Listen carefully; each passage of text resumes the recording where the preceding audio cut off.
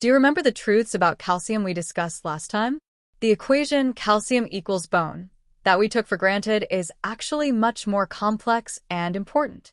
Calcium is not just for strong bones, it's a life-sustaining mineral that powers your heartbeat, nerve transmission, muscle contraction, and hormone release throughout your entire body. What's even more surprising is the calcium paradox, where you may consume enough calcium, yet your bones are still deficient while your blood vessels accumulate excess calcium, making it appear as if you have too much. On the surface, it seems like there's plenty of calcium, but deep inside, a serious deficiency is developing. That's the paradox we've been missing. So now the next question becomes clear. How should we eat calcium to ensure it's properly absorbed? Is my current diet actually helping my calcium levels? Today's video is here to provide those answers. We'll cover foods that boost calcium absorption, meal combinations that work well, and even surprising foods that can hinder absorption. Let's discover how to make sure the calcium you eat actually stays in your body. There's a wider variety of calcium-rich foods than you might expect. For example, green leafy vegetables like kale, bok choy, and broccoli contain as much calcium as milk, and they also provide magnesium and vitamin K1, which support both absorption and utilization. The best way to maximize calcium absorption from kale, bok choy, and broccoli is to lightly blanch or steam them. For broccoli, gentle steaming softens the cell walls, increasing the absorption of calcium and magnesium, and also makes antioxidants more available. Bok choy is high in water and naturally tender, so it's fine to eat raw, but lightly cooking it allows you to eat more, boosting your total calcium intake. These vegetables can also be cooked with oil. While calcium itself isn't fat-soluble, nutrients like vitamin K1 and certain minerals in these vegetables are better absorbed when eaten with fat. That's why stir-frying, salads with olive oil dressing, or seasoned greens with perilla oil are all cooking methods that enhance absorption. These vegetables do not interfere with calcium absorption when eaten with supplements, dairy, or tofu. Next, nuts and seeds like almonds, sesame seeds, and sunflower seeds provide not only calcium but also healthy fats, which boost the absorption of fat-soluble vitamins. Small fish eaten with their bones, such as anchovies or dried smelt, are excellent sources of both calcium and vitamin D, making their absorption highly efficient. For those on vegan or vegetarian diets, calcium-fortified tofu and legumes are great alternatives. So, what foods work best to help calcium absorption? The effects of calcium can change dramatically depending on which nutrients you pair it with. The first thing to consider is vitamin D, which acts as a key to unlock calcium absorption in the intestines.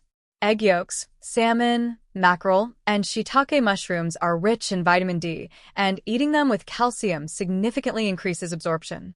Next is vitamin K2, which directs calcium precisely to the bones. Without enough K2, calcium can end up in blood vessels instead of bones. Natto, cheonggukjang, aged cheese, egg yolks, kimchi, and fermented dairy products are all rich in K2.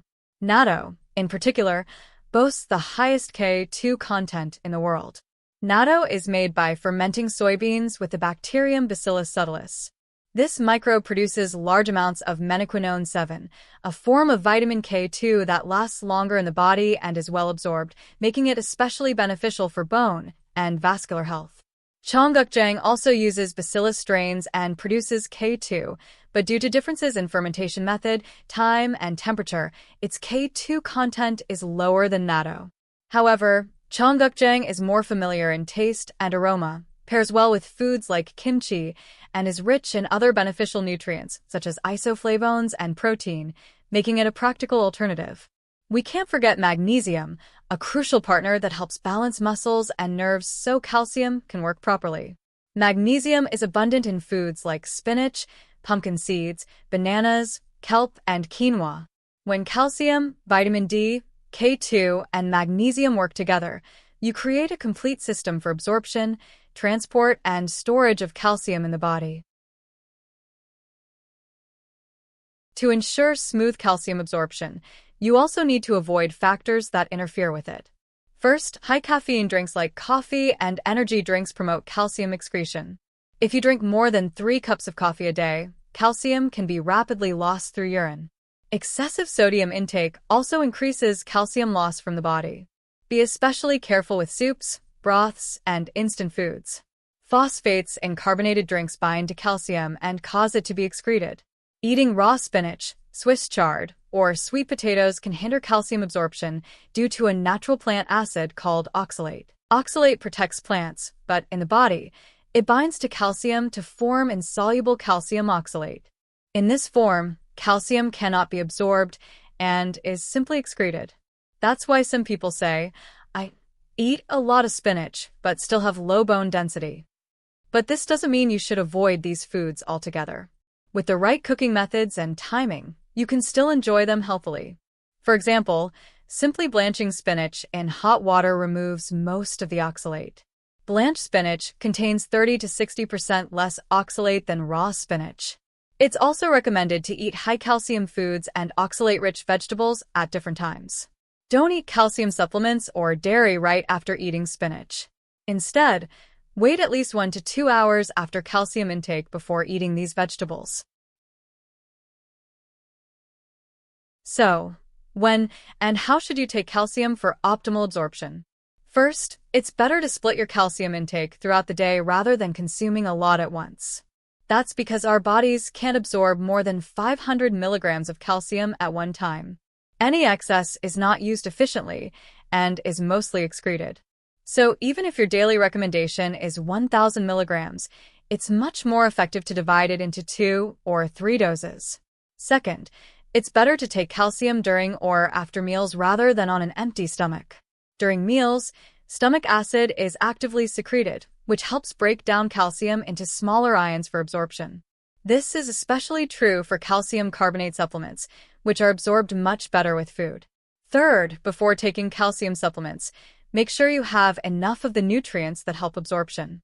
If you're deficient in vitamin D or K2, just taking calcium may not work or could even cause it to accumulate in the wrong places. Your body needs to be ready to process calcium for it to work properly. So, how can you put these combinations on your table? Let's look at sample meal ideas for a day. For breakfast, try warm soy milk with a banana, a boiled egg, and oatmeal topped with almonds or pumpkin seeds. This combination gives you calcium, magnesium, vitamins D, and K2, a perfect nutritional start to your day. Here's a great way to put together your lunch. Prepare a grilled chicken Caesar salad. Top grilled chicken breast with plenty of leafy greens like romaine and kale, and finish with Parmesan cheese and an olive oil-based dressing. Add some steamed broccoli, just lightly steam it, and enjoy alongside your salad. This will boost your intake of calcium and antioxidants. For carbohydrates, include half a whole wheat bagel. Whole grains provide extra magnesium and dietary fiber. This lunch is a healthy meal that provides a balanced intake of calcium, vitamin K1, vitamin K2, and magnesium. Here's a suggestion for your dinner. Make grilled salmon steak your main dish. Salmon is rich in vitamin D and omega-3 fatty acids, making it excellent for cardiovascular health. For a side, try a quinoa salad. Mix quinoa with avocado, spinach, and cherry tomatoes and toss it lightly with a lemon dressing. For an extra boost, add a spoonful of natto or a slice of aged cheese. Natto is high in vitamin K2, and aged cheese is also a great alternative. Gouda or brie cheese are especially good choices. This dinner is optimally designed to support both calcium absorption and storage. By balancing your 3 meals this way, you can naturally absorb and utilize calcium without extra supplements. It's not just about eating a lot of calcium. How you eat it and what you combine it with determines your health. From now on, don't just grab a glass of milk, think about whether your meals are actually helping your calcium absorption. And let us know in the comments which of these foods you already eat often, or which new combinations you'd like to try. This has been Dear My Life.